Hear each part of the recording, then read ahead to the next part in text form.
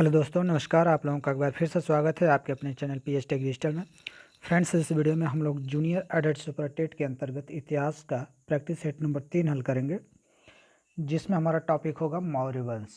ठीक है, इसके पहले हम लोगों ने 2-3 प्रैक्टिस सेट देख लिया है रिवीजन के तौर पे।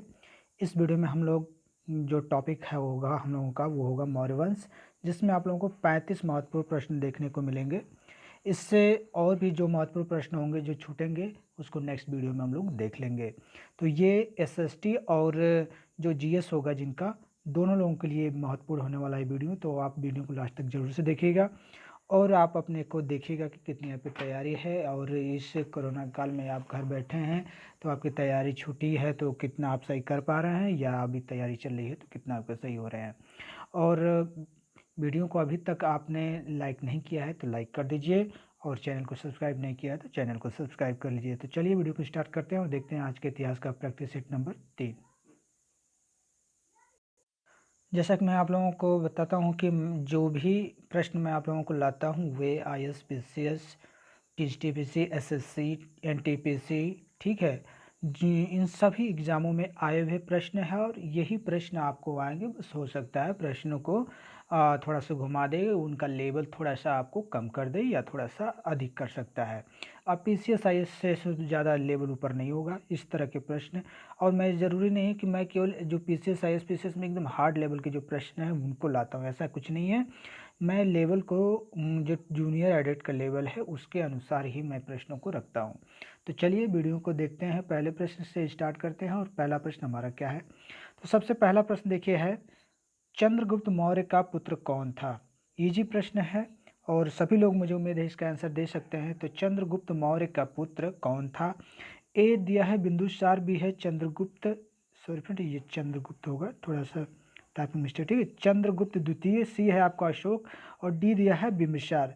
तो चंद्रगुप्त मौर्य का जो पुत्र था कौन था इसमें से, तो वह आपका बिंदुसार था। कौन था, बिंदुसार था। तो राइट आंसर क्या हो जाएगा आपका, बिंदुसार। ठीक है, बिंदुसार हो जाएगा। नेक्स्ट प्रश्न को देखते हैं। पहले हम लोग इजी प्रश्न की तरफ से फिर आगे पढ़ेंगे हार्ड की तरफ। देखिए दूसरा नंबर का प्रश्न कह रहा है, कौटिल्य प्रधानमंत्री थे। कौटिल्य प्रधानमंत्री, कौटिल्य का और एक क्या नाम था, चाणक्य। ठीक है, चाणक्य। और इनका क्या नाम था, विष्णुगुप्त। ठीक है, चाणक्य, कौटिल्य, विष्णुगुप्त, ये इनका एक इन्हीं का नाम है। ठीक है, तो कौटिल्य प्रधानमंत्री थे किसके, चंद्रगुप्त विक्रमादित्य के। बी दिया है अशोक के। सी दिया है चंद्रगुप्त मौर्य के। और डी दिया है समुद्रगुप्त के। तो कौटिल्य जो प्रधानमंत्री थे ये किसके थे, ये चंद्रगुप्त मौर्य के थे। ठीक है, चंद्रगुप्त मौर्य ने कौटिल्य की सहायता से, ठीक है, इसने किसे हराया था फ्रेंड्स, धनानंद। ठीक है, धनानंद को हराया था। किसे, धनानंद को हराया था कौटिल्य की मदद से चंद्रगुप्त मौर्य ने। तो राइट आंसर आपका क्या हो जाएगा, ऑप्शन सी हो जाएगा, चंद्रगुप्त मौर्य के प्रधानमंत्री थे। देखिए कौटिल्य के बारे में सभी लोग जानते रहे होंगे कि इसकी मदद से, लेकिन ये नहीं, कुछ लोगों को ही पता होगा कि प्रधानमंत्री भी थे चंद्रगुप्त मौर्य के ये कौटिल्य। ठीक है, तो ये भी याद कर लीजिएगा आप लोग। तो हमारा राइट आंसर ऑप्शन सी हो जाएगा, चंद्रगुप्त मौर्य के। नेक्स्ट प्रश्न देखते हैं हम लोग, प्रश्न नंबर 3 नंबर का प्रश्न देखिए क्या कह रहा है। प्रश्न नंबर 3 कह रहा है कि सांची का स्तूप का निर्माण किसने किया था। तो इजी है, ए दिया है अकबर, बी दिया हुमायूं, सी दिया अशोक और डी दिया है बुद्ध। तो सांची का जो स्तूप है इसका निर्माण अशोक ने करवाया था। किसने, अशोक ने, जो कि ऑप्शन सी है ये राइट आंसर हो जाएगा। कमेंट करके आप लोग बताइए कि फ्रेंड्स कि जो सांची का स्तूप है ये कहाँ पर है। ठीक है, सांची का स्तूप कहाँ पर है ये आप लोग कमेंट करके बताइएगा। तो राइट आंसर हमारा प्रश्न नंबर 3 के लिए ऑप्शन सी हो जाएगा, अशोक। नेक्स्ट प्रश्न देखते हैं हम लोग, प्रश्न नंबर 4 नंबर का प्रश्न देखिए क्या कह रहा है।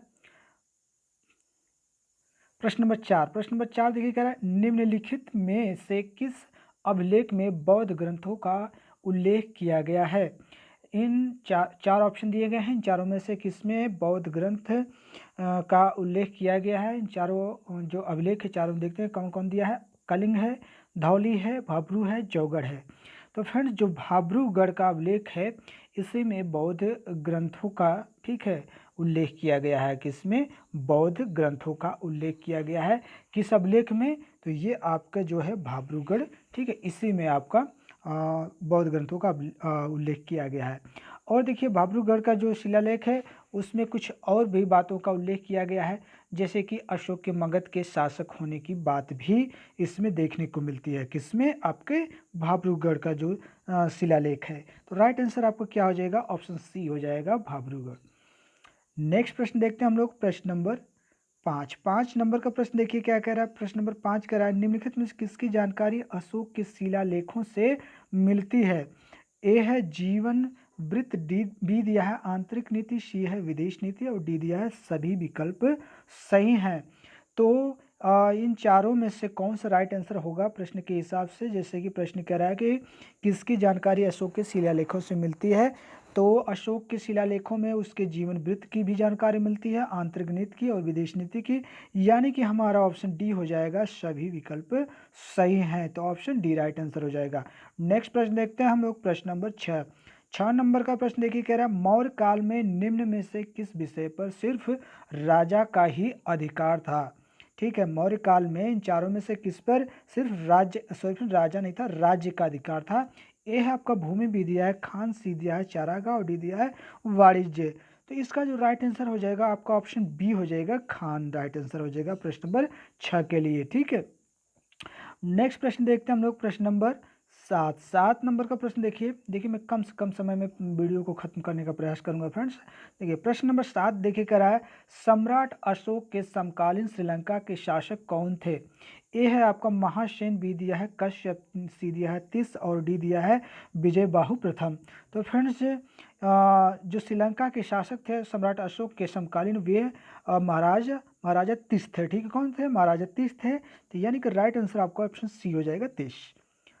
अगला प्रश्न देखिए, प्रश्न नंबर 8 नंबर का प्रश्न देखिए कह रहा है, मौर्य साम्राज्य की राजधानी कहाँ स्थित थी? मौर्य साम्राज्य की राजधानी कहाँ पर स्थित थी? ए है आपका पाटलिपुत्र, बी दिया है वैशाली, सी दिया है लुम्बिनी, डी दिया है गया। तो फ्रेंड्स मौर्य साम्राज्य की जो राजधानी थी, तो मुझे लगता है सभी लोग जानते होंगे कहाँ पे, वैशाली नहीं, पाटलिपुत्र। ठीक है, पाटलिपुत्र, यानी कि ऑप्शन ए राइट आंसर हो जाएगा। ये पाटलिपुत्र कहाँ पे है? तो ये वर्तमान में पटना। और पाटलिपुत्र की स्थापना किसने की थी फ्रेंड्स? ये उदयन ने की थी। ठीक है, उदयन ने किए थे। नेक्स्ट प्रश्न देखते हैं हम लोग, प्रश्न नंबर 9 नंबर का प्रश्न देखिए कह रहा है, अशोक के शिलालेख पर किस लिपि का प्रयोग किया गया? अशोक के शिलालेख पर किस लिपि का प्रयोग किया गया? ए है आपका ब्राह्मी, बी दिया है देवनागरी, सी है गुरुमुखी और डी दिया है संस्कृत। तो अशोक के शिलालेखों में जो लिपि का प्रयोग किया गया है वह है ब्राह्मी है, खरोष्ठी है, अरामाइक है, ग्रीक है, 4 भाषाओं। देखिए इसमें कौन सी भाषा इसमें देखने को मिल रही है आपके? तो ब्राह्मी दिया है। ठीक है, तो ब्राह्मी है एक भाषा, तो इसको हम राइट आंसर मार देंगे, ऑप्शन ए ब्राह्मी। नेक्स्ट प्रश्न देखते हैं हम लोग, प्रश्न नंबर 10 नंबर का प्रश्न देखिए कह रहा है, कलिंग का युद्ध वर्ष डॉट डॉट में लड़ा गया था, यानी कलिंग का युद्ध कब लड़ा गया था? तो ऑप्शन है आपका 161 ईसा पूर्व, बी दिया है 261 ईसा पूर्व, सी है 361 ईसा पूर्व, डी दिया है 461 ईसा पूर्व। तो फ्रेंड्स इसका जो राइट आंसर हो जाएगा, कलिंग के युद्ध की बात है तो वो 261 ईसा पूर्व में लड़ा गया था। तो राइट आंसर आपका ऑप्शन बी हो जाएगा, 261 ईसा पूर्व। फ्रेंड्स वीडियो कैसी लगती है आप लोग कमेंट के माध्यम से भी बता सकते हैं। यदि आप लोग लाइक करेंगे तो मैं समझ जाऊंगा कि आप लोगों को वीडियो पसंद आ रही है, ताकि मैं आगे भी आप लोगों के टॉपिक से रिलेटेड वीडियो बना सकूं। चलिए अगले प्रश्न को देखते हैं हम लोग, प्रश्न नंबर 11 नंबर का प्रश्न देखिए कह रहा है, चंद्रगुप्त मौर्य डॉट डॉट के प्रबल अनुयायी थे, यानी चंद्रगुप्त मौर्य किसके सबसे ज्यादा अनुयायी थे, प्रबल? ऑप्शन ए है सिख धर्म, बी दिया है जैन धर्म, सी दिया है बौद्ध धर्म और डी दिया है ईसाई धर्म। तो चंद्रगुप्त मौर्य जो थे ये जैन धर्म के अनुयायी थे सबसे ज्यादा। ठीक है, जैन धर्म, ये याद रखिएगा, बौद्ध धर्म कभी मत करिएगा आप लोग, गलत हो जाएगा, जैन धर्म। तो ऑप्शन बी राइट आंसर हो जाएगा, जैन धर्म। नेक्स्ट प्रश्न देखते हैं, प्रश्न नंबर 12 नंबर का प्रश्न देखिए कह रहा है, सम्राट अशोक किसके उत्तराधिकारी थे? ए चंद्रगुप्त मौर्य, बी बिंदुसार, सी सुसीम और डी दिया है दशरथ। तो चंद्रगुप्त मौर्य किसके उत्तराधिकारी थे? तो ये अशोक की बात रही है, मौर्य नहीं, सम्राट अशोक। तो अशोक आपके बिंदुसार जो थे उनके उत्तराधिकारी थे। तो राइट आंसर आपका क्या हो जाएगा, बी राइट आंसर हो जाएगा बिंदुसार। ठीक है, देखिए चंद्रगुप्त मौर्य के बाद आते हैं बिंदुसार, बिंदुसार के बाद तीसरे नंबर पे आते हैं हमारे अशोक। ठीक है, तो राइट आंसर आपका हो जाएगा बिंदुसार। नेक्स्ट प्रश्न देखते हैं हम लोग, प्रश्न नंबर 13। 13 नंबर प्रश्न देखिए कह रहा है किस वंश ने मौर्य वंश की जगह ली, यानी मौर्य वंश के बाद कौन सा वंश स्थापित हुआ। ए है आपका शुंग होगा। ठीक है, शुंग, बी दिया है गुप्त, सी दिया है शिशुनाग और डी दिया है चोल। तो फ्रेंड्स देख लीजिए, ये मौर्य वंश के बाद कौन वंश आता है, तो जो पुष्यभूति शुंग होता है वह शुंग वंश की स्थापना करते हैं मौर्य वंश के बाद। मौर्य वंश के अंतिम शासक बृहद्रथ के मारकर इन्होंने क्या किया, इन्होंने शुंग वंश की स्थापना की। ठीक है, तो राइट आंसर आपका क्या हो जाएगा, ऑप्शन ए हो जाएगा शुंग वंश। नेक्स्ट प्रश्न देखते हैं, प्रश्न number 4। 4 number sorry 14 number, 14 number देखिए कह रहा है कलिंग युद्ध कर, कलिंग युद्ध का होगा। ठीक है, कर हो गया। ठीक है, कलिंग युद्ध का, कलिंग युद्ध का विवरण हमें ज्ञात होता है। ठीक है, ज्ञात होता है कहाँ से, ए दिया है रुक्मिणदेही स्तंभ लेख द्वारा, बी दिया है 13वें शिलालेख द्वारा, सी दिया है 12वें शिलालेख द्वारा और डी दिया है प्रथम शिलालेख द्वारा। तो कलिंग युद्ध का जो विवरण मिलता है, विवरण वह आपके 13वें शिलालेख में मिलता है, यानी कि ऑप्शन बी राइट आंसर हो जाएगा। 13वें शिलालेख में कलिंग युद्ध की जानकारी हमको मिलती है, ऑप्शन बी। नेक्स्ट प्रश्न देखिए, प्रश्न नंबर 15। 15 नंबर का प्रश्न देखिए कह रहा है सेंड्रोकोट्स के रूप में चंद्रगुप्त मौर्य को किसने पहचान की। ठीक है, यानी सेंड्रोकोट्स के रूप में किसने चंद्रगुप्त को पहचाना था। सबसे पहले ऑप्शन है वेन्सांग, बी दिया है जेम्स प्रिंसेप, सी है विलियम जोन्स, डी है सेल्यूकस निकेटर।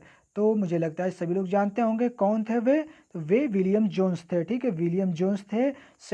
इन्हें सेंड्रोकोट्स के रूप में चंद्रगुप्त मौर्य को पहचाना था किसने, सेंड्रोकोट्स और एंड्रोकोट्स भी कभी कहीं आपको देखने को मिल जाएगा, तो हमारे कौन हो जाएंगे, विलियम जोन्स हो जाएंगे। ठीक है, जेम्स प्रिंसेप कौन थे, तो ये अशोक के जो शिलालेख थे उसे पढ़ने में इन्होंने सफलता प्राप्त की थी, जेम्स प्रिंसेप ने। ठीक है, वेन्सांग कौन थे, तो ये हर्षवर्धन के शासनकाल में आए हुए यात्री थे। ठीक है, और सेल्यूकस निकेटर कौन थे, तो ये सेल्यूकस निकेटर जो थे ये चंद्रगुप्त मौर्य के दरबार में आए राजदूत थे। ठीक है, तो राइट आंसर हमारा प्रश्न नंबर 15 के लिए हो जाएगा option C William Jones. Next प्रश्न देखते हैं हम लोग, प्रश्न नंबर 16। 16 नंबर देखिए कह रहा है कौटिल्य के अर्थशास्त्र में किस पहलू पर प्रकाश डाला गया है। तो कौटिल्य का जो अर्थशास्त्र है उसमें किस बात की चर्चा की गई है, ये आपको बताना है। देखिए ऑप्शन देखिए क्या दिया है, आर्थिक जीवन, बी दिया है राजनीतिक नीतियाँ और सी दिया है धार्मिक जीवन और डी दिया है सामाजिक जीवन। देखिए कुछ लोग कंफ्यूज हो जाते हैं कि अर्थशास्त्र तो अर्थव्यवस्था की बात की गई होगी, नहीं।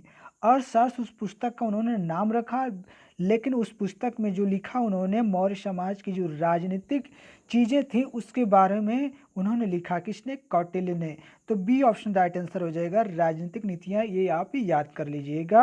अर्थशास्त्र आर्थिक की बात नहीं की गई है, राजनीतिक की बात होती है उसमें। ठीक है, तो बी ऑप्शन राइट आंसर हो जाएगा। नेक्स्ट प्रश्न देखते हैं 17। 17 नंबर देखिए क्या कह रहा है, 17 नंबर अच्छा प्रश्न है, बहुत ही अच्छा प्रश्न। 17 देखिए सारे प्रश्न आए हुए हैं, बहुत ही इंपॉर्टेंट, कहीं भी नहीं छूटेगा यदि इन प्रश्नों को देख लेंगे, और इन प्रश्नों से जो मैं एक्स्ट्रा जानकारी दे रहा हूँ उसे भी यदि आप जान जाते हैं तो कोई प्रश्न आपका नहीं छूटेगा। देखिए प्रश्न कर रहा है डायमेकस किसके शासनकाल में भारत आया था। ऑप्शन है आपके पास, ए बिंदुसार, बी दिया है चंद्रगुप्त मौर्य, सी है अशोक, डी दिया है कनिष्क। डायमेकस, ठीक है, तो डायमेकस जो ये था, तो ये आपके बिंदुसार के शासनकाल में आया था। किसके शासनकाल में आया था डायमेकस, बिंदुसार के। तो बिंदुसार के शासनकाल में यह जो आया था, तो यह कहाँ का था, तो यह आपके सीरिया का था। ठीक है, सीरिया का था, और यह बिंदुसार के दरबार में आया था राजदूत बनकर। ठीक है, और बिंदुसार के दरबार में एक और राजदूत आया था जिसका नाम था डायोनिसियस। क्या नाम था, डायोनिसियस, जो कि कहाँ का था, मिस्र का था। ठीक है, कहाँ का था, मिस्र का था, ये भी याद रखिएगा। तो डायमेकस बिंदुसार के शासनकाल में आया था, यानी कि ऑप्शन ए राइट आंसर हो जाएगा। और चंद्रगुप्त मौर्य के बारे में जानते हैं, सेल्यूकस निकेटर था। ठीक है, और कनिष्क के विषय में जानते ही हैं कि वेन्सांग आए थे। तो राइट आंसर आपका ऑप्शन ए हो जाएगा। नेक्स्ट प्रश्न देखते हैं, प्रश्न नंबर 18। 18 नंबर देखिए कह रहा है देव नाम प्रिय एवं प्रियदर्शी किसकी उपाधि थी। बहुत ही अच्छा प्रश्न। ए है समुद्रगुप्त, बी है अशोक, सी है हर्षवर्धन और डी दिया है चंद्रगुप्त मौर्य। तो फ्रेंड्स जो देव नाम प्रिय एवं प्रियदर्शी नाम की जो उपाधि थी यह अशोक की थी। ठीक है, किसकी थी? अशोक की थी। तो राइट आंसर क्या हो जाएगा? बी हो जाएगा, अशोक। और जो ये अशोक की उपाधि थी, इस उपाधि को ग्रहण करने के साथ साथ इसका अर्थ बताया जाता है कि देवताओं का प्यार। ठीक है, क्या? देवताओं का प्यार प्यार कहा जाता है किस उपाधि को? देवनाम प्रिय और प्रियदर्शी की उपाधि को। तो ऑप्शन बी हमारा राइट आंसर हो जाएगा, अशोक। नेक्स्ट प्रश्न देखते हैं हम लोग। हर्षवर्धन के विषय में बता ही दिया। समुद्रगुप्त, ठीक है, समुद्रगुप्त के विषय में आगे मिलेगा प्रश्न। ठीक है, तो आगे चर्चा हो जाएगी उसकी। चंद्रगुप्त मौर्य के बताए दिए हैं, सेल्यूकस निकेटर। चलिए अगले प्रश्न की तरफ आगे बढ़ते हैं। अगला प्रश्न देखिए 19 नंबर। 19 नंबर देखिए कह रहा है चंद्रगुप्त मौर्य ने अपने अंतिम दिन कहाँ गुजारे। चंद्रगुप्त मौर्य ने अपने अंतिम दिन कहाँ पर गुजारे थे? ए है आपका काशी, बी है पाटली, पाटली होगा, कभी कभी टाइपिंग थोड़ा सा मिस्टेक हो जाता है फ्रेंड्स। ठीक है, पाटलिपुत्र, सी दिया है उज्जैन, डी दिया है श्रवणबेल गोला। तो फ्रेंड्स चंद्रगुप्त मौर्य ने अपना अंतिम दिन कहाँ पे गुजारा था? तो श्रवणबेल गोला में। ठीक है, काया क्लेश के द्वारा उन्होंने अपना प्राण यहीं पर त्यागा था, श्रवणबेल गोला में। तो राइट आंसर आपका ऑप्शन डी हो जाएगा। जब काया क्लेश का मतलब उन्होंने अपना प्राण त्याग दिया था, तो जहाँ पर हमारा जिसका प्राण जो त्यागेगा तो वही उसका अंतिम स्थान होगा, यानी कि श्रवणबेलगोला चंद्रगुप्त मौर्य का था। तो डी ऑप्शन राइट आंसर हो जाएगा। नेक्स्ट प्रश्न देखते हैं, प्रश्न नंबर 20। 20 नंबर देखिए कह रहा मौर्य वंश के शासन के दौरान स्थानिक कौन था? मौर्य वंश के शासन के दौरान स्थानिक कौन था? ए जिला प्रशासक, बी प्रांतीय प्रशासक, सी ग्राम प्रशासक, डी नगर प्रशासक। देखिए कुछ प्रश्न इसमें मैंने थोड़ा सा डीप लिया है क्योंकि एसएसटी वाले भी हैं फ्रेंड्स, केवल जीएस वाले ही नहीं है, क्योंकि एसएसटी वालों के लिए थोड़ा सा डीप पढ़ना पड़ेगा। ठीक है, और जिनका जीएस है तो वो तो नॉर्मली जो जनरल जानकारी होती है उसको पढ़ लेंगे तो हो जाएगा, मगर एसएसटी वालों के लिए थोड़ा सा डीप पढ़ना पड़ेगा। तो मौर्य वंश के शासन के दौरान जो स्थानिक होता था वह क्या होता था? तो वह जिला प्रशासक होता था। जिले में किस प्रकार की व्यवस्थाएं हैं, किस प्रकार के व्यवस्थाएं करना है, क्या दिक्कतें हैं, ठीक है, इसकी सारी व्यवस्थाएं यही करता था जिला प्रशासक। ठीक है, तो राइट आंसर आपका हो जाएगा ऑप्शन ए, जिला प्रशासक जो था यह स्थानिक होता था मौर्य वंश के शासन में। नेक्स्ट प्रश्न देखते हैं, प्रश्न नंबर 21। 21 नंबर 21 नंबर 21 नंबर देखिए कह रहा है सोनार गांव से तक्षशिला तक उत्तरा पथ का निर्माण किसने करवाया? सोनार गांव से तक्षशिला तक उत्तरा पथ यानी कि एक रास्ता था जिसका नाम था उत्तरा पथ, उसका निर्माण किसने करवाया? ए चंद्रगुप्त मौर्य ने, बी समुद्रगुप्त ने, सी रामगुप्त ने, डी अशोक ने। तो फ्रेंड्स सोनार गांव से तक्षशिला तक उत्तरा पथ का निर्माण आपके चंद्रगुप्त मौर्य ने करवाया था। किसने? चंद्रगुप्त मौर्य ने करवाया था। और ये जो रास्ता था उत्तरा पथ था, इसे पक्का किसने करवाया? तो इसे पक्का आपके क्या बोलते हैं, शेरशाह। ठीक है, जो शेरशाह था उसे इस पथ को क्या कर दिया, पक्का बनवा दिया। इसके बाद ऑकलैंड ने इस रास्ता का नाम रखा जिसका नाम था जीटी रोड। क्या नाम था? GT road. ठीक है, किसने? ऑकलैंड ने जीटी रोड नाम रखा इसी उत्तरापथ का। ठीक है, और इस उत्तरापथ को पक्का किसने करवाया था? शेरशाह, याद रखिएगा। और सोनारगांव से तक्षशिला तक इस रास्ते का निर्माण किसने कराया? तो आपके चंद्रगुप्त मौर्य ने। तो राइट आंसर ऑप्शन ए हो जाएगा। नेक्स्ट प्रश्न देखते हैं, प्रश्न नंबर 22। 22 नंबर देखिए क्या कह रहा है। 22 नंबर कह रहा है द प्रिंस नामक पुस्तक किसने लिखी है? देखिए यह पुस्तक वैसे तो आपके प्रश्न सिलेबस में इस तरह के प्रश्न नहीं आएंगे, आ भी सकता है, ये आपके लगभग राजनीति शास्त्र में आ जाता है जो टीटी देते हैं, लेकिन ये इस प्रश्न का रखने का मेरा तात्पर्य था। आगे बताते हैं। देखिए ऑप्शन देख लेते हैं। ए दिया है चाणक्य, बी दिया है मैकियावेली, सी दिया है रूसो और डी दिया है आर्यभट्ट। देखिए इसके जो लेखक हैं वे हमारे कौन है? मैकियावेली है। ठीक है, कौन है? मैकियावेली है। तो आप लोगों से मैं प्रश्न पूछता हूं कि भारत का मैकियावेली किसे कहा जाता है। ठीक है, भारत का मैकियावेली किसे कहा जाता है, इसीलिए मैंने रखा था कि भारत का मैकियावेली किसे कहा जाता है, आप लोग बताइएगा। तो वैसे नहीं आप लोगों को पता होगा या पता होगा जिन लोगों को, तो मैं बता देता हूँ। चाणक्य यानी विष्णुगुप्त, ठीक है, चाणक्य यानी कि विष्णुगुप्त को ही मैकियावेली कहा जाता है भारत का। ठीक है, इसीलिए मैंने मैकियावेली के जो पुस्तक है द प्रिंस, काफ़ी चर्चित पुस्तक है, इसलिए इनका प्रश्न के रूप में इसे मैंने डाल दिया था। तो राइट आंसर आपको बी हो जाएगा। नेक्स्ट प्रश्न देखते हैं। 23 नंबर देखिए क्या रहा है, मौर्य वंश का अंतिम शासक कौन था। ए पुष्यमित्र शुंग, बी कुमारगुप्त, सी बृहद्रथ और डी दिया है समुद्रगुप्त। तो मौर्य वंश का अंतिम शासक कौन था, मैंने बताया था कि पुष्यमित्र शुंग ने उनकी हत्या करके शुंग वंश की स्थापना की थी। तो किसकी, बृहद्रथ। ठीक है, बृहद्रथ मौर्य वंश के अंतिम शासक थे। नेक्स्ट प्रश्न देखिए, प्रश्न नंबर 24। 24 नंबर देखिए क्या कह रहा है, और मुझे लगता है कि आप लोगों को प्रश्न साफ दिख रहा होगा। प्रश्न देखिए कह रहा है, चंद्रगुप्त और सेल्यूकस निकेटर के बीच युद्ध का वर्णन किसने किया। बहुत ही अच्छा प्रश्न। चंद्रगुप्त और सेल्यूकस निकेटर के बीच युद्ध का वर्णन किसने किया। ए है आपका प्लूटार्क, बी दिया है मेगास्थनीज, सी दिया है एपियानस और डी दिया है चाणक्य। तो फ्रेंड्स इसका जो राइट आंसर होगा क्या हो जाना चाहिए, तो इसका जो राइट आंसर हो जाएगा एपियानस। ठीक है, एपियानस ने चंद्रगुप्त मौर्य और सेल्यूकस निकेटर के बीच जो युद्ध हुआ था उसका वर्णन इन्होंने किया है। ठीक है, और देखिए मेगास्थनीज के विषय में जानते हैं आप लोग। ठीक है, चाणक्य के विषय में एक बचा है आपका प्लूटार्क। प्लूटार्क देख लीजिए, प्लूटार्क जो था इसके अनुसार क्या था कि चंद्रगुप्त ने सेल्यूकस को क्या किया था कि 500 हाथी, ठीक है, 500 हाथी क्या किया था, उपहार दिया था। किसने, चंद्रगुप्त मौर्य ने सेल्यूकस को 500 हाथी उपहार के रूप में दिया था। किसके अनुसार, प्लूटार्क के। ठीक है, इसलिए मैंने प्लूटार्क का भी इसमें नाम ऐड कर दिया था। तो प्रश्न बन सकता है कि किसके अनुसार चंद्रगुप्त मौर्य ने सेल्यूकस को 500 हाथी उपहार में दिए थे, प्रश्न ये बन सकता है। ठीक है, इसीलिए मैंने प्लूटार्क का भी नाम इसमें ऐड कर दिया है। तो इसका जो राइट आंसर हो जाएगा 24 नंबर का, तो ऑप्शन सी हो जाएगा एपियानस। नेक्स्ट प्रश्न देखिए, प्रश्न नंबर 25। 25 नंबर देखिए क्या कह रहा है। 25 नंबर देखिए फ्रेंड्स कह रहा है, किस सॉरी फ्रेंड्स, किसका वास्तविक नाम सिंहसेन था। बहुत अच्छा प्रश्न, किसका वास्तविक नाम सिंहसेन था।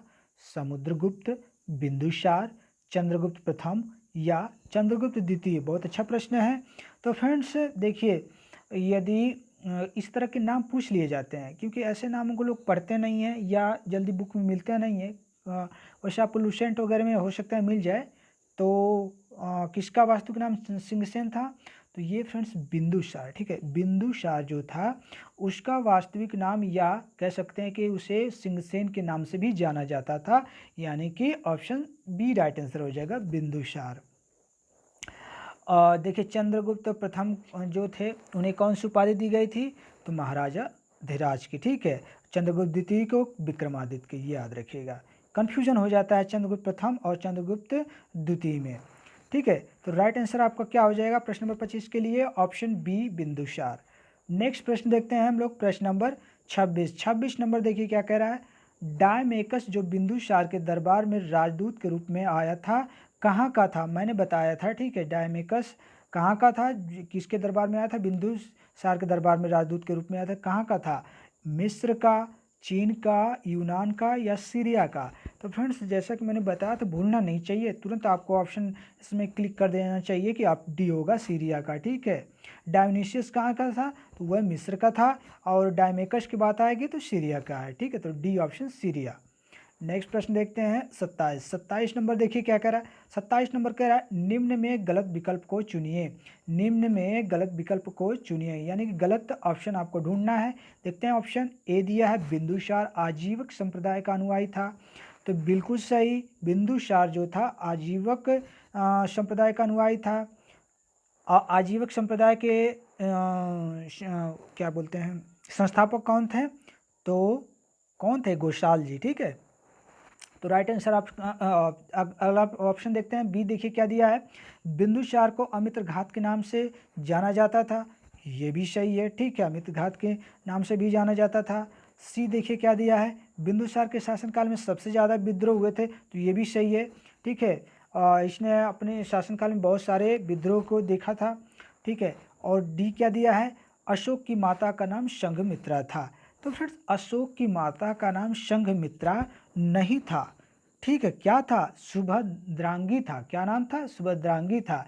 बल्कि अशोक के ये जो संघमित्रा है ये उनकी पुत्री थी। ठीक है, क्या क्या थी ये उनकी पुत्री थी। ठीक है, तो उनकी पुत्री और एक पुत्र, ठीक है, संघमित्रा और महेंद्र को ही अशोक ने क्या किया था, श्रीलंका भेजा था बौद्ध धर्म प्रचार के लिए। ये किसकी पुत्र थी, और कहा जाता है कि अशोक की कई पत्नियां थीं, जिसमें ये संघमित्रा और महेंद्र जो थे ये आपके महादेवी जो थी उसकी पत्नी, उसके पुत्र थे, पुत्र पुत्री थे। तो राइट आंसर आपका क्या हो जाएगा फ्रेंड्स, ऑप्शन डी हो जाएगा। अशोक की माता का नाम संघमित्रा था, ये गलत है। संघमित्रा नहीं बल्कि क्या था, सुभद्रांगी था। संघमित्रा उनकी पुत्री का नाम था। ठीक है, तो राइट आंसर आपका ऑप्शन डी हो जाएगा। नेक्स्ट प्रश्न देखते हैं 28 नंबर। 28 नंबर देखिए कह रहा है भारत में शिलालेख का प्रचलन सर्वप्रथम किसने किया, तो मुझे लगता है सभी लोग जानते होंगे। ए बुद्ध, बी चंद्रगुप्त मौर्य, सी समुद्रगुप्त या डी अशोक। तो फ्रेंड्स भारत में यदि शिलालेख की बात आती है तो इसका प्रचलन अशोक के समय से हुआ था, यानी कि डी ऑप्शन राइट आंसर हो जाएगा, अशोक। नेक्स्ट प्रश्न देखते हैं 29 नंबर। 29 नंबर देख लीजिए। 29 नंबर कह रहा है अशोक के शिलालेखों में कौन सी लिपि का प्रयोग नहीं हुआ है। मैंने बताया था कि अशोक के शिलालेख में कौन कौन सी लिपि का प्रयोग हुआ है। तो पहले ऑप्शन देखते हैं, ग्रीक, ब्राह्मी, खरोष्टी, पाली। तो मैं एक बार बता देता हूँ, 4 लिपियों का प्रयोग किया गया है अशोक के शिलालेखों में। पहले या किसी भी को देख सकते हैं, ग्रीक, ब्राह्मी, खरोष्टी, अरामाइक। ठीक है, तो देखिए ग्रीक भी है, ब्राह्मी है, खरोष्टी है। पाली जो है ये क्या है, ये उसके शिलालेखों में इसका प्रयोग नहीं किया गया है, पाली के। ठीक है, पाली क्या है, ये बुद्ध जी के, ठीक है, जो उन्होंने अपना उपदेश दिया था पाली भाषा में दिया था। तो राइट आंसर आपका ऑप्शन डी हो जाएगा, पाली। ये अशोक के शिलालेखों में इस लिपि का प्रयोग नहीं है। नेक्स्ट प्रश्न देखते हैं, प्रश्न नंबर 30। 30 नंबर देखिए क्या कह रहा है। 30 नंबर कह रहा है अशोक की किस पत्नी को कोई पुत्र नहीं था।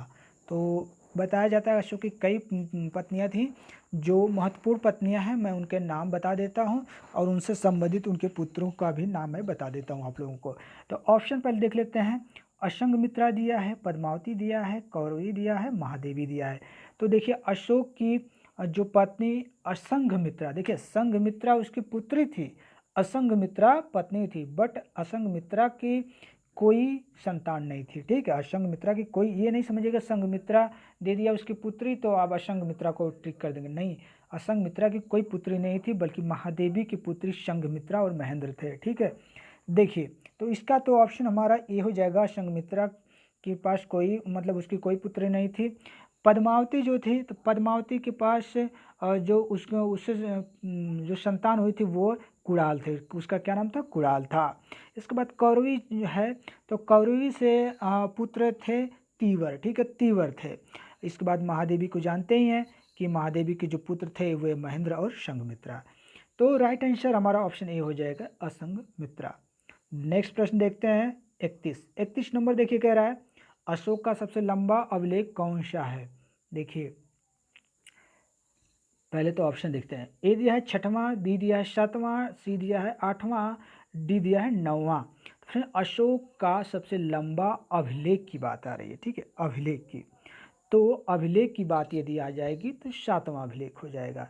शिलालेख की बात आ जाएगी तो 13वां हो जाएगा। याद रखिएगा, अभिलेख 7वां होगा, शिलालेख आपका 13वां होगा, याद रखिएगा, इंपॉर्टेंट है। तो राइट आंसर आपका क्या हो जाएगा, बी हो जाएगा, 7वां अभिलेख सबसे लंबा अभिलेख है। नेक्स्ट प्रश्न की तरफ आगे बढ़ते हुए देखते हैं हम लोग अगला प्रश्न 32।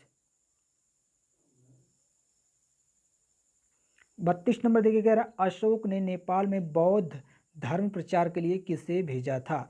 अशोक ने नेपाल में बौद्ध धर्म प्रचार के लिए किसे भेजा था। ए महेंद्र एवं संघमित्रा, बी महेंद्र एवं महादेवी, सी महेंद्र एवं तीवर, या डी स्वयं अशोक और चारुमती। तो फ्रेंड्स देखिए अशोक ने, पहले तो याद रखिएगा कि अशोक ने श्रीलंका में भी बौद्ध धर्म प्रचार के लिए भेजा था, तो किसे भेजा था? अपने पुत्र और पुत्री के। पुत्र का क्या नाम था? महेंद्र। पुत्री का नाम संघमित्रा था, ठीक है, जो कि महादेवी की संतान थी, महादेवी उसकी जो पत्नी थी। बट यदि नेपाल की बात आएगी तो नेपाल में खुद अशोक और चारुमती, ठीक है, अशोक और चारुमती उसकी पुत्री ये भी थी। चारुमती और जालौक, ये जो इसके पुत्र पुत्रियां हैं, इसकी माता के विषय में कोई कह सकते हैं कि ऑथेंटिक जानकारी नहीं है, इसलिए इनकी माता के विषय में अभी कोई बुक में सही तरीके से जानकारी नहीं मिलती है, और आपके एग्ज़ाम में भी नहीं पूछेगा कि जालौक या चारुमती की माता का क्या नाम था, ठीक है। बस इतना याद रखिएगा कि अशोक स्वयं और अपनी पुत्री चारुमती के साथ नेपाल में गए थे बौद्ध धर्म प्रचार के लिए, तो यानी कि डी ऑप्शन राइट आंसर हो जाएगा। श्रीलंका की बात आएगी तब महेंद्र और संघमित्रा होगा, ठीक है फ्रेंड्स। अगला प्रश्न देखते हैं हम लोग, प्रश्न नंबर 33 नंबर का प्रश्न देखिए क्या कह रहा है। फ्रेंड्स आप लोग कमेंट करके लाइक करके ज़रूर से बताइएगा कि आप लोगों को प्रश्न कैसे लगे।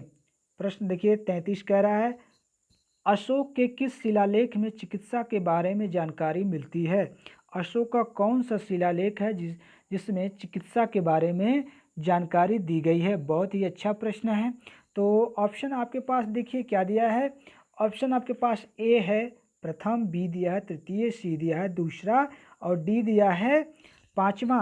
तो फ्रेंड्स चिकित्सा के बारे में अशोक का जो दूसरा अभिलेख है, ठीक है फ्रेंड्स, दूसरा अभिलेख, इसमें चिकित्सा के बारे में जानकारी मिलती है, यानी कि ऑप्शन आपका कौन सा हो जाएगा? सी राइट आंसर हो जाएगा, ठीक है।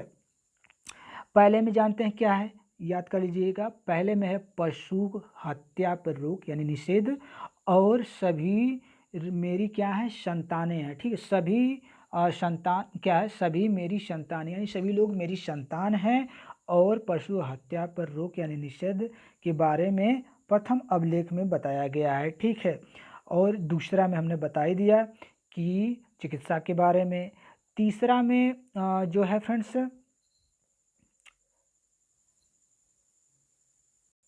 तीसरा में थोड़ा सा कन्फ्यूजन है फ्रेंड्स, इसके बारे में मैं आप लोगों को बाद में बता दूंगा, ठीक है। सही तरीके से मुझे क्लियर नहीं है, और इसलिए आप लोगों को जानकारी मैं देना चाहता हूँ, क्योंकि जब क्लियर हो जाएगा तो मैं आप लोगों को बता दूंगा।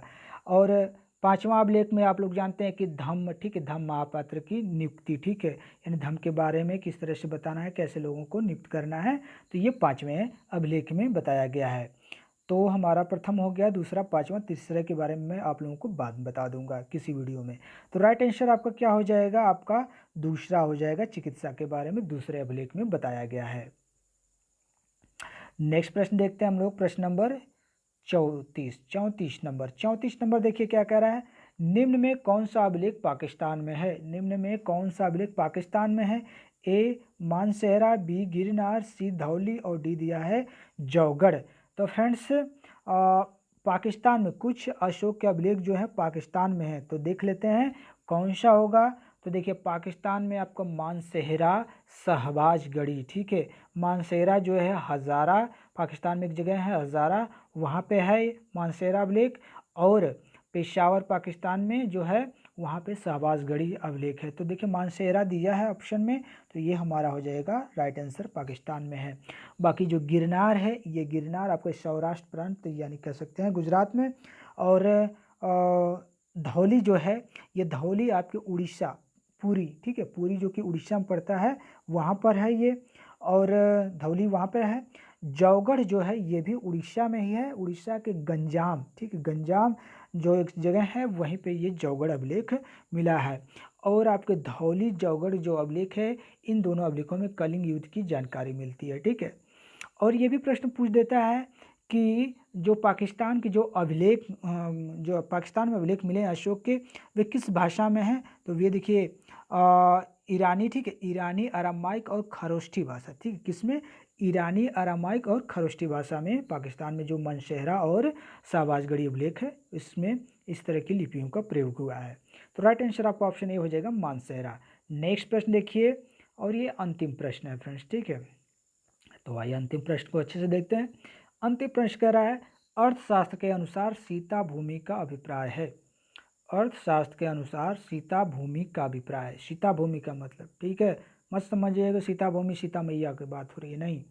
ए दिया है ब्राह्मणों के स्वामित्व वाली भूमि, बी दिया है न जोती जाने वाली भूमि, सी दिया है जनजातियों द्वारा जोती जाने वाली भूमि, और डी दिया है वनी भूमि। तो अर्थशास्त्र के अनुसार, जो अर्थशास्त्र है चाणक्य, ठीक है, उनका जो अर्थशास्त्र है उस अर्थशास्त्र के अनुसार सीता भूमि का मतलब है न जोती जाने वाली भूमि, ठीक है। कौन सी भूमि?